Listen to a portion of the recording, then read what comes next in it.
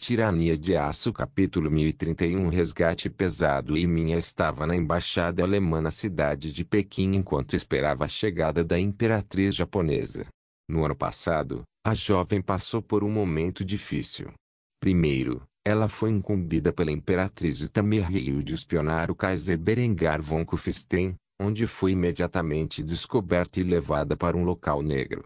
Após intensa tortura psicológica, Minha revelou muitos dos segredos de Estado do Japão aos agentes do Reich, onde ela foi mantida em confinamento solitário por muitos meses. Durante esse tempo, sua única interação humana veio na forma de suas conversas com o interrogador. Eventualmente, ela soube da morte de sua família adotiva e, em sua depressão, concordou em ingressar nas fileiras da inteligência imperial alemã para se vingar de seu empregador anterior, a quem ela culpava por essa tragédia. Agora, após vários meses de intenso treinamento no campo da espionagem e operações secretas, Minha finalmente retornaria ao continente japonês. Como se poderia pensar, seus nervos estavam completamente à flor da pele, pois ela sentiu um desejo intenso de despachar Itami para a vida após a morte no momento em que ficou a sós com ela.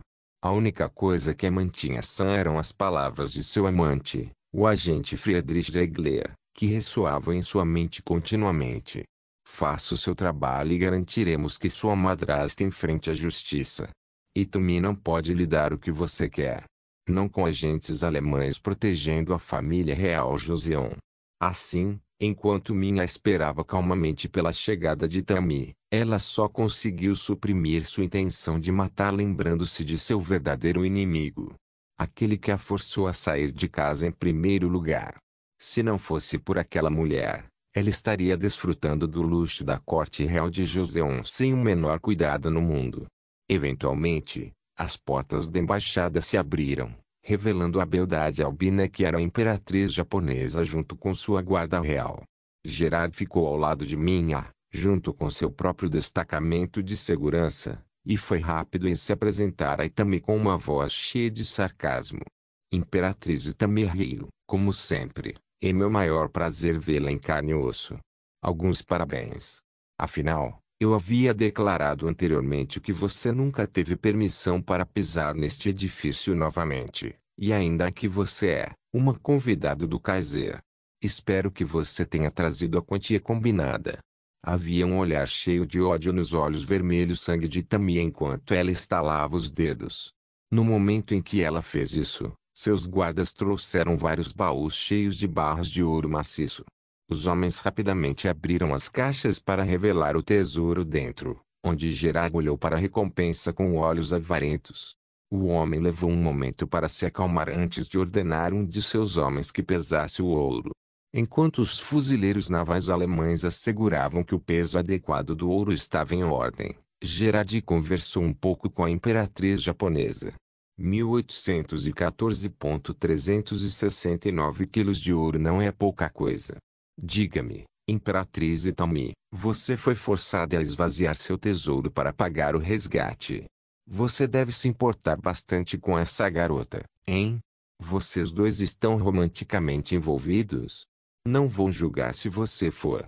Era evidente pelo olhar no rosto impecável de Itami que ela não estava nem um pouco divertida com as palavras do embaixador alemão. Em vez disso, ela optou por ignorar o homem, enquanto interrogava seu farmacêutico no local. Eles te machucaram. Ao contrário do que Itami esperava, Minha balançou a cabeça antes de resumir brevemente o que ela havia passado.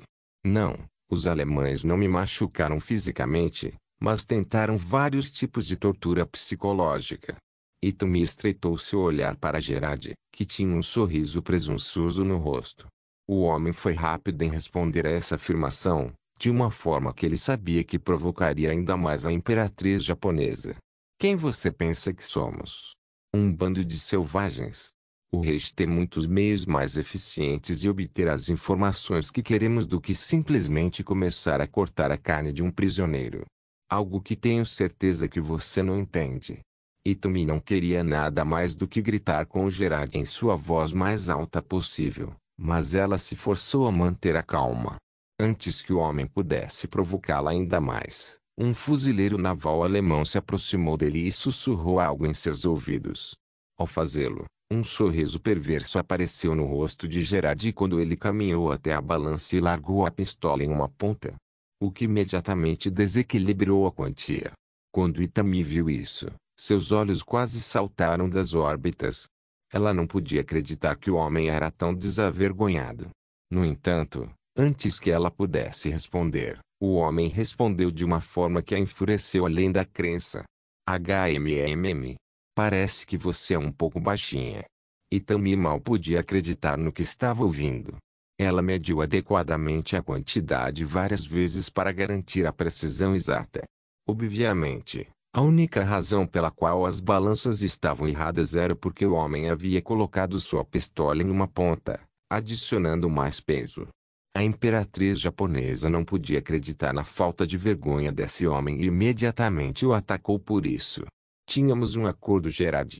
4.000 libras de ouro foi o resgate de minha. O que você pensa que está fazendo? Havia um sorriso presunçoso no rosto do embaixador alemão enquanto ele encarava a imperatriz japonesa com a maior confiança. Qual era mesmo o termo latino? Ah, certo, vai victis. Se você não pode compensar o desequilíbrio, temo que minha permaneça nas mãos do rei. Itami mal podia acreditar em seus ouvidos quando ouviu isso. Mais cedo, quando Gerard perguntou se ela esvaziou seu tesouro para pagar o resgate, ele estava completamente correto. Quase todo o ouro de Itami estava nessa escala aí. Para compensar a perda de tamanha fortuna, ela havia começado a imprimir cédulas operando sob o conceito de moeda fiduciária. Se a Alemanha queria mais ouro, ela não tinha nada para oferecer. Tudo o que ela tinha eram notas cujo valor intrínseco não valia mais do que o papel em que foram impressas. Ela ficou tão indignada com a reviravolta nos acontecimentos que quis atacar o homem por sua audácia.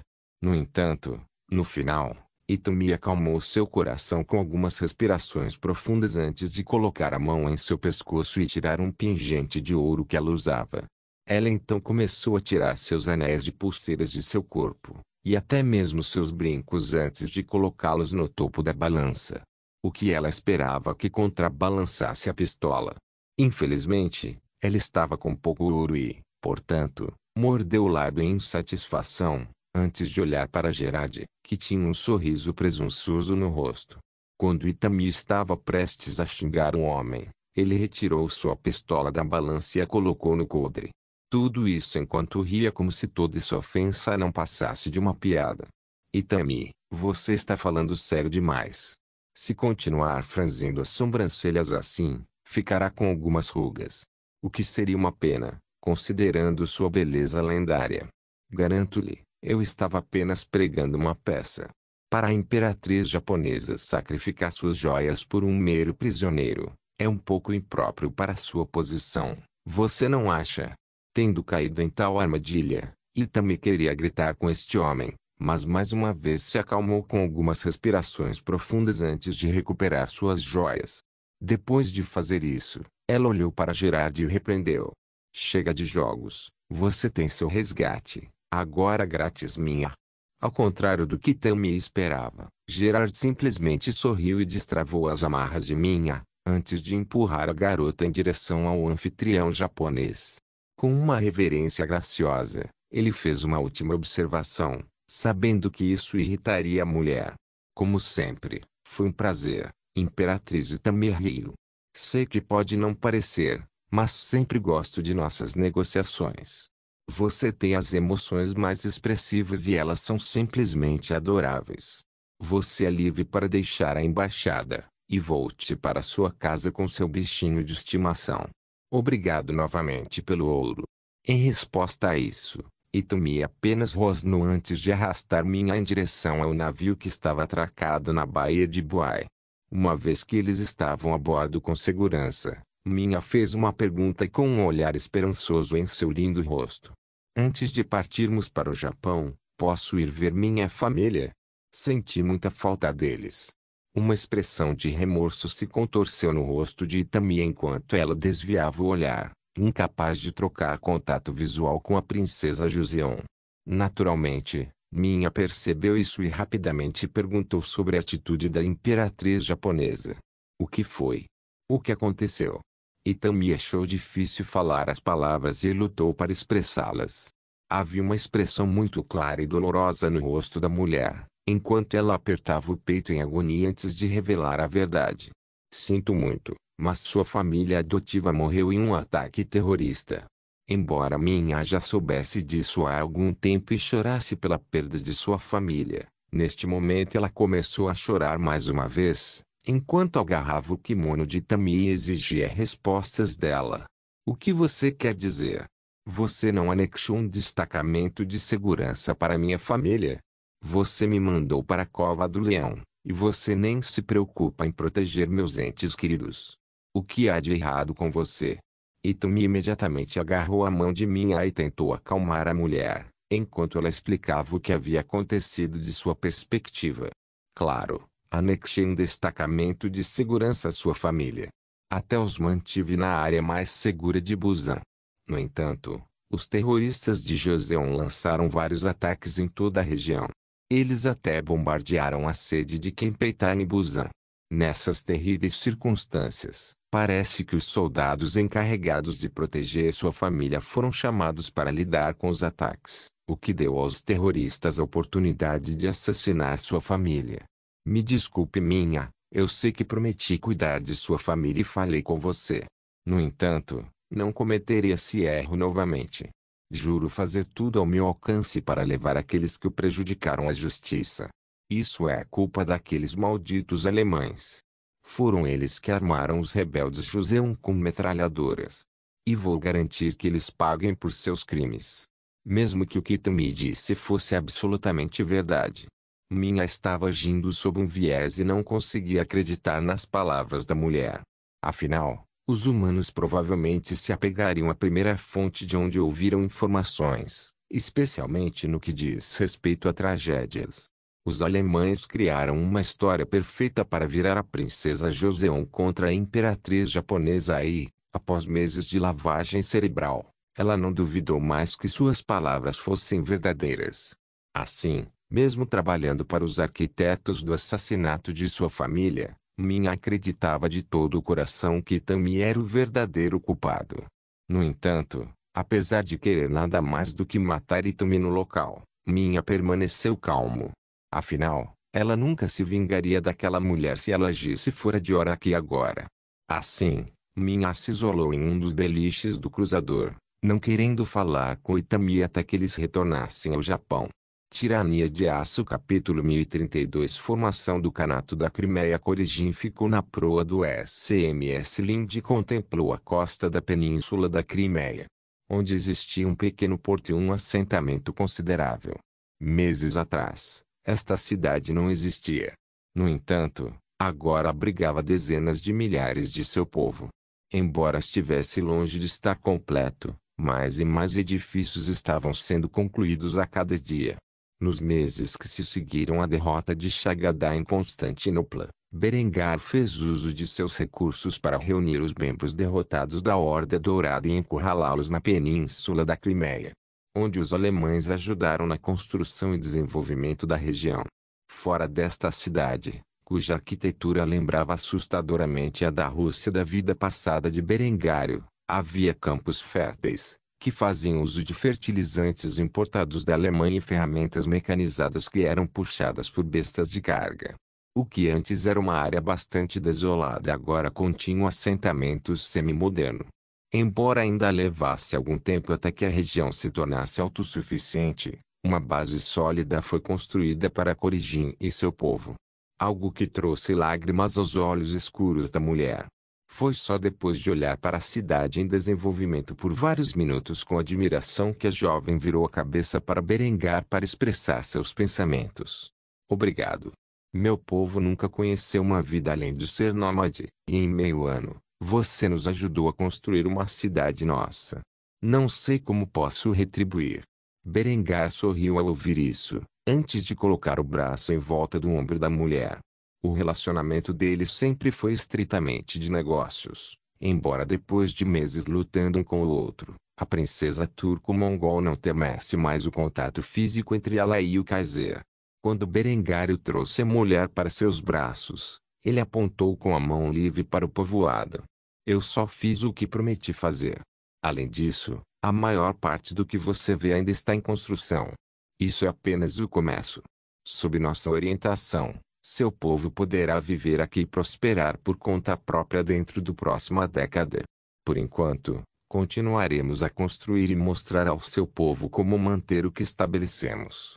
No entanto, se você acha que isso é ótimo, espere até ver seu palácio. Esta última declaração apenas aumentou ainda mais o choque de Corjin, quando ela olhou nos olhos de Berengar e repetiu suas palavras de volta para ele. Meu palácio? Berengar simplesmente acenou com a cabeça enquanto respondia a pergunta da mulher com total confiança.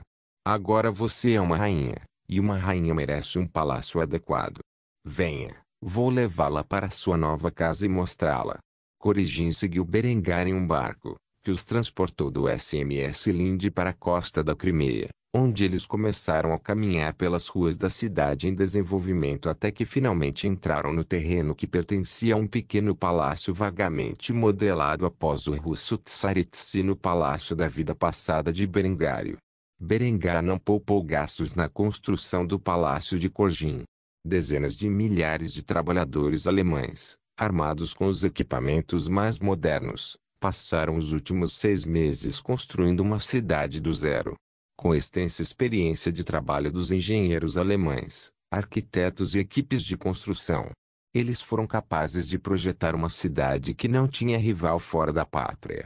Naturalmente, eles foram capazes de construir uma propriedade considerável, adequada para uma rainha menor. Como o Palácio Real de Kufstein, a casa de Corjin foi embelezada com os melhores móveis e detalhes internos. O ouro estava em cada esquina, e a opulência era realmente digna de uma rainha. Obviamente, sua casa era consideravelmente menor do que de Berengar, mas era melhor do que qualquer outro palácio fora da Alemanha. Corjin olhou em volta para sua nova casa com entusiasmo. Ela mal podia acreditar que um palácio tão maravilhoso fosse só dela. Tanto que ela se apressou em questionar Berengário por sua generosidade. Esta é a minha nova casa.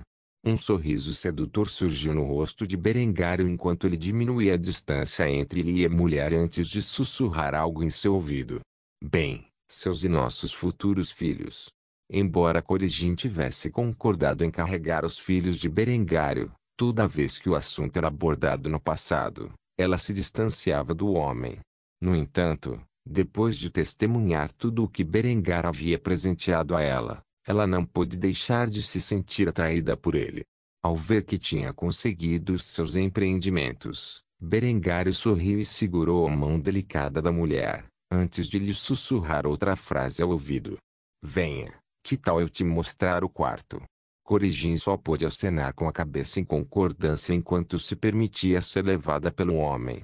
Logo ela se viu em um quarto principal extravagante, com um colchão grande e macio. Havia um dossel ao redor da cama para esconder do mundo exterior o que os dois monarcas estavam prestes a fazer. Pelo resto da noite, Berengar fez amor com Corjin e, quando amanheceu no dia seguinte, a mulher estava fisicamente exausta pelo volume absoluto de exercícios a que foi submetida. Quanto a Berengário, levantou-se da cama da mulher e entrou na cozinha, onde preparou um bule de café. Sentou-se à mesa com um jornal alemão e leu seu conteúdo. A manchete não foi nem um pouco chocante para Berengar. O abuso cruel do terceiro príncipe da Saxônia é revelado. Um artigo inteiro mostrando o abuso pelo qual o príncipe da Saxônia impôs suas esposas e o que ele fez para silenciá-las. Havia fotos da prisão do homem e um subartigo sobre o rei Dieter von Wittelsbach romper o noivado de sua filha com o príncipe.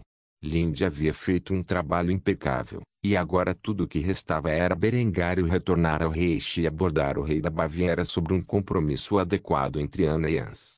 Algo que Berengário sabia que o homem não rejeitaria. A história entre a Áustria e a Baviera foi complicada. Foi há pouco mais de uma década que os bávaros invadiram a Áustria, Eliminaram a linha dos Habsburgos e passaram a maior parte da porção oriental do ducado ao fio da espada. Naturalmente, os austríacos não esqueceram esses crimes. No entanto, os bávaros pagaram mais do que uma quantia apropriada em reparações e compensaram seus erros do passado ao se alinharem com a Áustria durante a Guerra de Unificação. Depois de uma década de paz e prosperidade, as feridas entre os dois reinos começaram a cicatrizar. Com o príncipe austríaco se casando com a princesa da Baviera, pode-se dizer que foi realmente o fim das hostilidades entre os dois reinos, mesmo que a Baviera já tivesse sido subserviente à Áustria por quase uma década. Assim como seu pai, de todas as noivas de Hans, apenas 2 delas seriam capazes de gerar filhos que tivessem o direito de herdar o trono, um dos quais ainda estava aberto à interpretação legal. Princesa Verônica Brezhnev da Boêmia e Princesa Anne von Wittelsbach da Baviera. Com a germanização da Boêmia em pleno vigor, sua prole mal atingiria as qualificações para suceder Hans, caso o menino se tornasse o próximo Kaiser, o que se tornava cada vez mais provável com o passar dos anos. Enquanto Berengário refletia sobre esses pensamentos, Corigin saiu do banho vestido apenas com um luxuoso manto de seda. Ela surpreendeu Berengar aproximando-se dele por trás e envolvendo os braços em volta do pescoço dele antes de beijá-lo nos lábios. Depois disso, a rainha da Crimeia sentou-se no colo do homem e fez-lhe uma pergunta. Então eu acho que isso significa que eu sou sua mulher agora. Berengar simplesmente acenou com a cabeça em resposta antes de dar a Corigin um aviso justo. Agora, até o dia em que você morrer, você é meu, e só meu. Eu quero que você saiba que eu sou um amante muito ciumento. Se você levar outro homem para sua cama, eu vou levantar este seu reino no chão, e colocar outra pessoa em seu trono. Essa observação só fez Corgin rir quando ela agarrou a caneca de Berengar e tomou um gole de seu café, antes de responder a sua ameaça com um olhar de flerte em seu rosto bonito. Vou manter isso em mente. E agora? Berengar suspirou e colocou seu jornal sobre a mesa de jantar antes de olhar Corigin bem nos olhos e declarar o que precisava ser dito. Agora eu volto para o Reich. Voltarei aqui uma vez por mês para visitá-lo e ajudá-lo a administrar os assuntos do seu reino. Enquanto isso, deixei uma lista de coisas que você precisa fazer como a nova rainha da Crimeia e as regiões vizinhas. Com o tempo, ajudarei você a construir um exército capaz de conquistar seus vizinhos do leste. Afinal, não é apenas esta terra que você habita que você e nossos filhos estão destinados a governar. No entanto, por enquanto, os assuntos internos são mais importantes. Você é um reino recém-estabelecido e levará algum tempo para construir uma reputação adequada e, mais importante, ganhar o respeito dos outros líderes mundiais. Por enquanto, você tem a proteção do Reich, portanto, se alguém tentar intimidá-lo, ligue para mim e eu o esclarecerei. Corigin respondeu esta informação beijando o homem mais uma vez. Ela então segurou sua barriga, que ainda estava cheia da semente do homem, e acenou com a cabeça antes de aceitar os termos de seu relacionamento. Em 9 meses, darei à luz seu filho. Espero que você esteja comigo naquele dia. Berengar simplesmente riu em resposta a isso. Afinal, ele havia perdido o nascimento de quase todos, se não todos, seus filhos. A probabilidade de ele estar presente em tal evento era terrivelmente baixa, mas ele não disse isso abertamente e, em vez disso, deu esperança à mulher. Vamos ver. Com isso, o Khanato da Crimeia foi oficialmente estabelecido e se tornaria mais uma marionete do Reich. Tirania de Aço capítulo 1033 estabelecendo a costa oeste enquanto o Império Alemão investiu uma soma ímpia de dinheiro e recursos na criação de um novo reino localizado na península da Crimeia e nas regiões vizinhas. Eles haviam investido uma soma ainda maior no desenvolvimento de suas colônias no exterior. Poucas pessoas neste mundo sabiam quanto dinheiro a Alemanha gastou construindo vilas, cidades, fazendas e bases militares em todo o mundo, mas a cifra certamente estava na casa dos trilhões de marcos.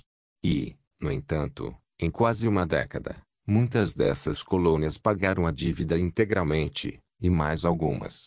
Ouro, prata, borracha, petróleo, carvão, colheitas comerciais, ferro, cobre, entre inúmeros outros recursos.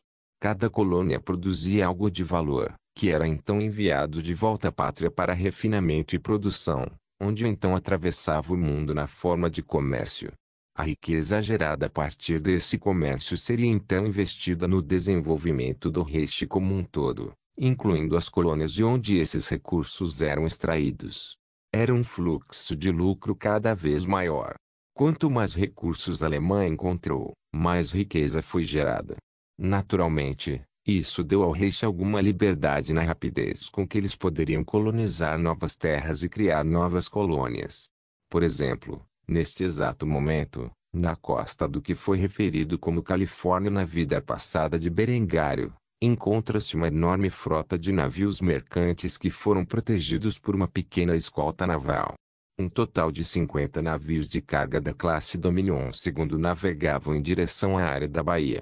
As mercadorias que carregavam a bordo foram projetadas especificamente para uma única finalidade: o rápido estabelecimento de uma colônia e base militar na costa oeste de Lindau.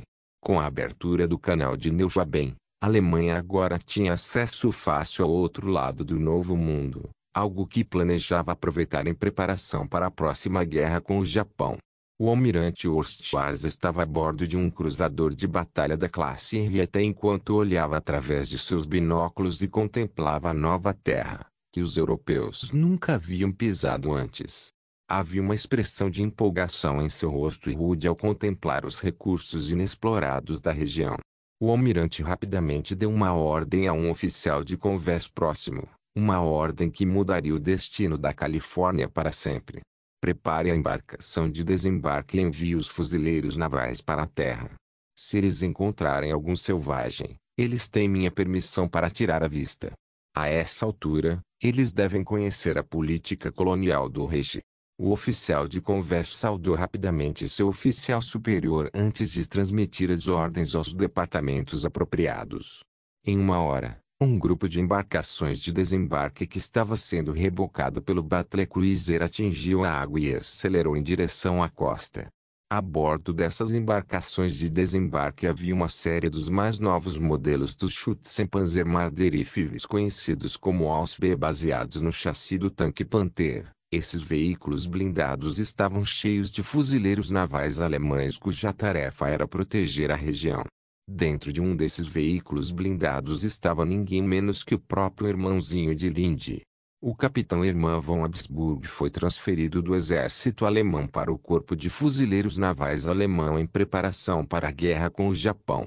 Ficou bastante claro para ele que, no próximo conflito, os fuzileiros navais veriam a maior parte da ação.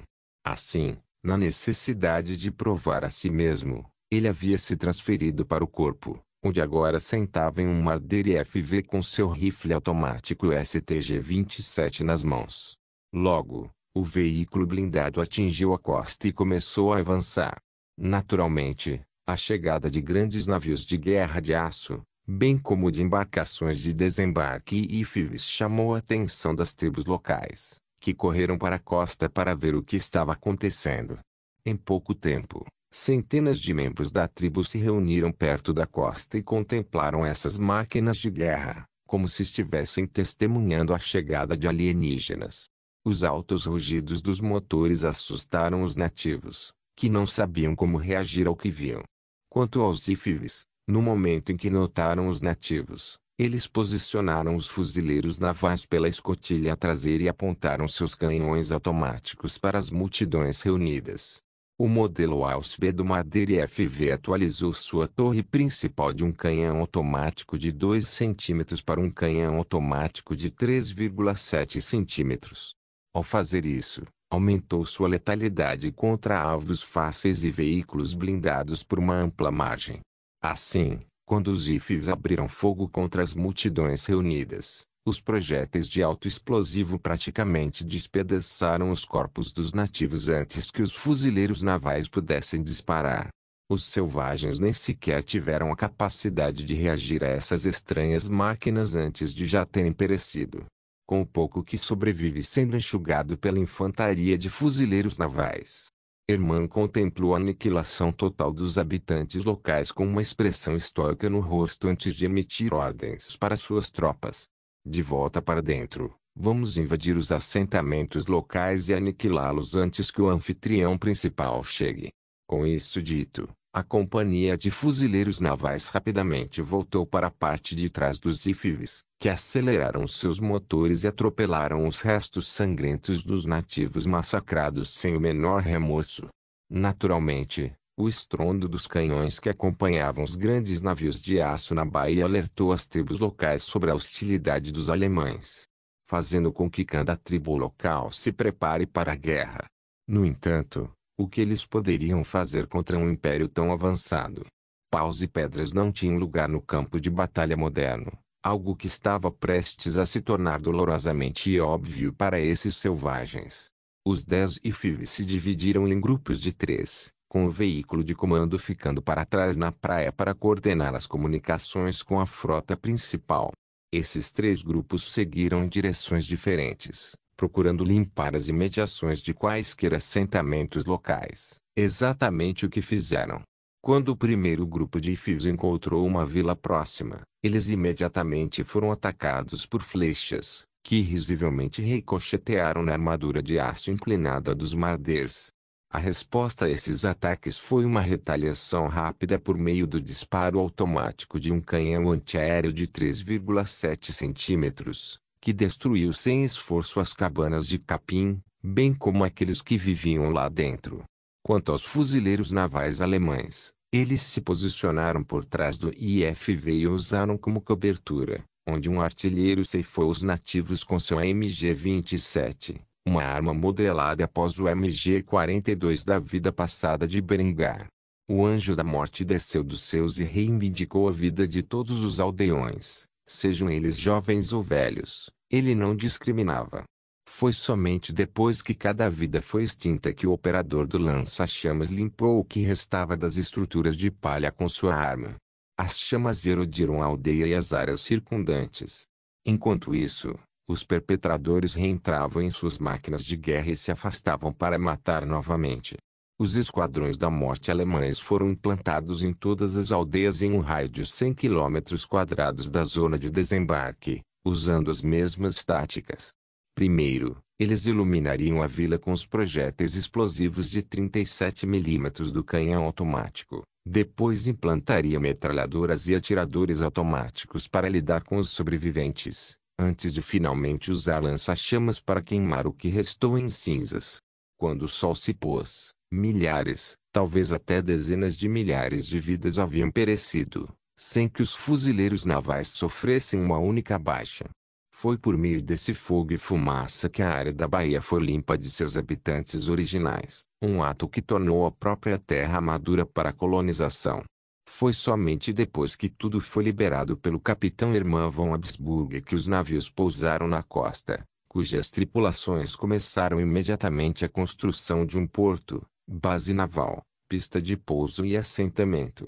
Os nomes dessas tribos estariam perdidos para sempre na história da humanidade, pois os alemães os haviam massacrado sem ao menos se preocuparem em aprender tal coisa. Tudo o que seria escrito era uma pequena passagem sobre a limpeza da terra e a palavra selvagem sendo aplicada universalmente a todas as culturas que habitavam a área da Baía. Sobre essas inúmeras sepulturas, um enorme assentamento seria construído, que um dia se tornaria o orgulho de Lindheim e a porta de entrada do Reich para o Pacífico. A partir daqui, o comércio atravessaria de mar a mar brilhante, e os colonos alemães se beneficiariam muito com a localização. Tirania de Aço capítulo 1034 Ajoelhado diante da coroa na cidade de Anandpur, o imperador da área Tomara sentou-se à mesa de jantar. Hoje não foi um dia normal para o homem que governou todo o subcontinente indiano. Convidado de prestígio de além de sua fronteira oriental veio visitá-lo. O rei Kringsak da dinastia Tong, que governou o reino de Ayutthaya, viajou muito para visitar o jovem imperador indiano.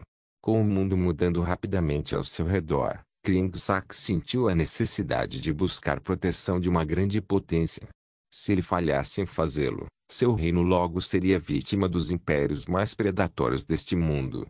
No entanto, O homem ainda estava indeciso entre se tornar um tributário do Império Indiano ou da dinastia Ming. Então ele decidiu se encontrar com os dois imperadores e discutir quais concessões ele poderia obter em troca de sua lealdade.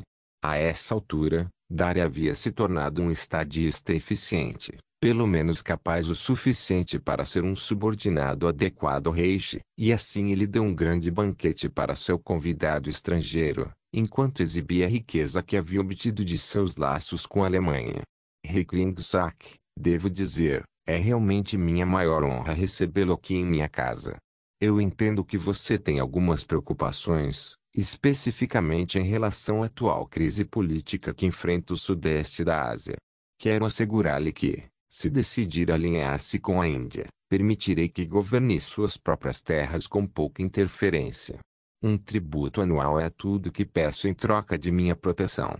Como você já deve saber, a aliança entre meu império e o rei Shi é forte. Kaiser Berengar von Kufstein é, em muitos aspectos, como um pai para mim. Ele me acolheu quando fui forçado ao exílio e me deu uma educação adequada sobre como governar uma nação com eficácia.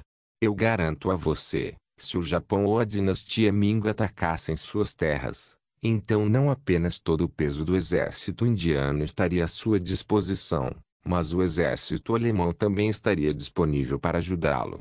Isso é algo que a dinastia Ming não pode fornecer a você. Embora houvesse muita verdade nessas palavras ditas por Daria, o rei Kringsak não estava totalmente convencido. Não foi apenas uma questão de defesa de suas terras que levou o homem a buscar um aliado, havia outras preocupações que ele tinha. Naturalmente, ele foi rápido em dar voz a isso. Embora seja verdade que o exército indiano foi armado e treinado por seus homólogos alemães, sua marinha é extremamente deficiente em comparação com a dinastia Ming. O imperador Zhuge comprou uma grande quantidade de navios de guerra do rei Shi, incluindo um cruzador pesado. Mesmo a própria imperatriz também não é tola o suficiente para interferir em suas águas territoriais. Ao me alinhar com o seu império e, por extensão, com o rei Shi, estarei abrindo minhas fronteiras marítimas para a marinha japonesa, caso a Alemanha e o Japão acabem em um conflito armado. Quem protegerá meu comércio então? Certamente não você. Considerando que os Ming são neutros neste conflito crescente, e sua marinha pode fornecer proteção mais do que suficiente para minha frota comercial no caso de uma guerra total no leste. Daria sabia que esse assunto seria mencionado eventualmente e foi rápido em lançar sombras sobre as capacidades navais de seu rival. Ele o fez depois de beber de seu cálice, que estava cheio de vinho importado do sul do Tirol. Embora seja verdade que a dinastia Ming possui uma marinha mais capaz do que meu império, devo lembrá-lo de que a maioria dos navios de guerra que eles compraram do rei Shi não são outros senão navios de combate litorâneos. Pequenas embarcações projetadas para proteger a costa Ming. Eles não são capazes de se posicionar em águas profundas, muito menos proteger suas frotas comerciais. Quanto às capacidades navais reais em águas profundas do Ming, eles têm algumas dezenas de fragatas blindadas obsoletas e um cruzador. O que, para ser honesto, é totalmente cerimonial, já que os marinheiros Ming nem sabem como operar o navio adequadamente. A única razão pela qual eles têm um navio de guerra tão avançado é porque o Kaiser desejava antagonizar a Imperatriz Itami. Se a marinha japonesa realmente se tornar hostil contra suas frotas comerciais, os Ming não terão a capacidade de proteger seu comércio marítimo. Algo que não é um problema para os alemães. Ao se submeter a mim, você está, por sua vez, submetendo o rei Shi, que é mais do que capaz de proteger seus afluentes e aliados. O silêncio prevaleceu na sala por algum tempo, enquanto o rei tailandês considerava suas opções cuidadosamente. As palavras de Daria estavam corretas. Os navios de guerra que a Alemanha vendeu para os Ming foram projetados com um propósito em mente: defesa costeira. Quanto aos outros, eles eram tão obsoletos que não tinham chance de resistir ao poderio da marinha japonesa. Houve até rumores de que o Japão estava observando a Indochina de perto e poderia atacar a região a qualquer momento. Se os japoneses realmente invadissem a área, seria uma guerra total entre eles e a dinastia Ming. Se ele ficasse do lado dos Ming, e esse cenário ocorresse, ele seria arrastado para uma guerra de qualquer maneira. A única diferença era que os Ming não podiam protegê-lo, enquanto os índios e seus aliados alemães podiam. Inicialmente, Kringsaki planejou falar com Daria Izudi, mas depois de ouvir o argumento do imperador indiano, ele estava totalmente convencido de que ficar do lado da Índia era de longe a melhor opção. Assim, com um suspiro pesado, o rei tailandês abaixou a cabeça em respeito antes de anunciar sua decisão. Você tem um argumento sólido. Estou mais inclinado a jurar lealdade ao seu império do que os Ming. No entanto, se eu fizesse isso, exigiria acesso aos mercados alemães em troca de nossa lealdade. Ao saber que ele havia conseguido convencer o homem, um sorriso irônico surgiu nos lábios de Daria enquanto ele acenava com a cabeça de acordo com essa exigência, antes de expressar seus pensamentos. Eu não esperaria nada menos.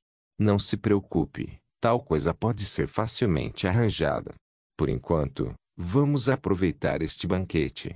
Podemos discutir os detalhes exatos deste tratado nos próximos dias. Por favor, divirta-se. O rei Kringsaki não recusou esta oferta. Em vez disso, ele fez um brinde ao monarca indiano e seu novo relacionamento. Depois de beber seu quinhão de vinho e comer comida mais do que suficiente, o homem correu para os aposentos que recebeu durante a noite, onde desmaiou. Quanto a Daria, ele ficou acordado até tarde da noite, pensando na próxima guerra que seria sangrenta. O novo equipamento que os alemães venderam para seu exército era no mínimo assustador. Embora não soubesse se o exército do Japão era mais avançado, ele sabia que enquanto a Índia recebesse o apoio da Alemanha, eles poderiam desempenhar um papel fundamental na guerra que estava no horizonte. No entanto, ele não podia deixar de se sentir preocupado com o futuro próximo. Não apenas para ele e seu povo, mas especificamente para sua irmã. Pilha viveu com Berengário por algum tempo e agora carregava seu filho em seu ventre. Isso preocupou o homem. Embora ele tivesse testemunhado quão eficaz o exército alemão era na guerra, rumores do leste diziam que o exército do Japão era tão poderoso quanto. Sem dúvida, um conflito sangrento estava para acontecer e, caso o rei fosse derrotado no final, Pilha certamente sofreria muito por seu relacionamento com o Kaiser. Daria não precisava de mais provas do que os atos horríveis que ele havia visto no exército japonês e seus aliados cometerem no campo de guerra. No final, tudo o que Daria pôde fazer foi colocar sua fé em Berengário e na capacidade do homem de sair vitorioso. Afinal, ele duvidava que o Japão tivesse a capacidade de projetar força em um mundo distante. Isso era algo de que apenas os alemães eram capazes neste mundo. Assim, depois de beber bastante vinho, Daria foi para seu quarto, onde ficou sozinho. Apesar de ser um imperador, Daria ainda não se casou, nem teve uma amante. Sua vida era muito ocupada para entreter uma mulher.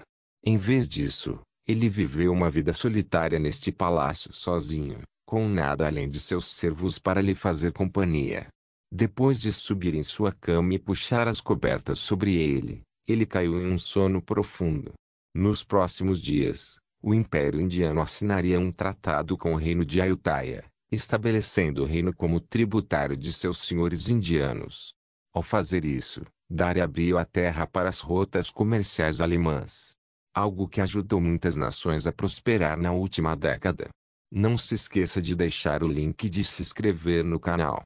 Caso queira contribuir de alguma forma com o canal, entre em contato comigo pelo Instagram do canal. O link do Instagram do canal estará na descrição do vídeo. Por favor, certifique-se de verificar meus outros vídeos. Tenho certeza que você vai gostar deles. Solem irmãos.